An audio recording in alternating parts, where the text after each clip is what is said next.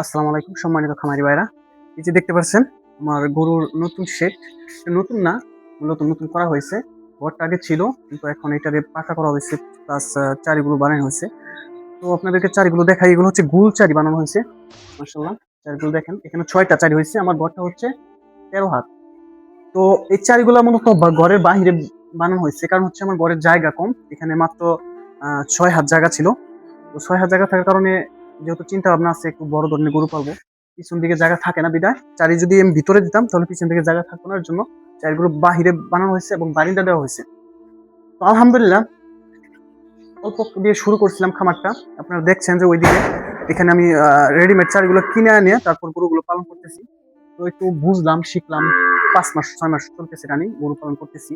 তো এখন আমি একটা কমপ্লিটলি, আলহামদুলিল্লাহ, একটা কমপ্লিটলি শেড তৈরি করছি এখানে। এখন গরু পালন করা হবে।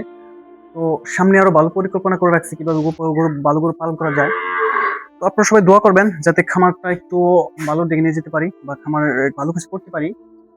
তো আপনারা যারা এরকম গরুর খামার শুরু করতে চাচ্ছেন, অবশ্যই আপনাদের পরামর্শ থাকবে আপনারা অল্প দিয়ে শুরু করবেন।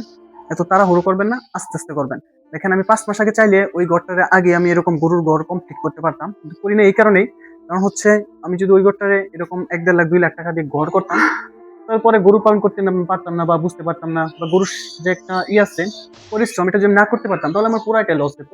এখন 5 মাস গরু পালন করার পর আমার যে একটা অভিজ্ঞতা হয়েছে, এখন নিজে থেকে বুঝতেছি না গরু পালন করতে পারবো, করলে আমি একটু লাভবান হতে পারবো। এর জন্য আমি এখন এই শেড গুলা তৈরি করছি। ইনশাল্লাহ সামনের মাসে ওইটাও কমপ্লিট করবো শেড।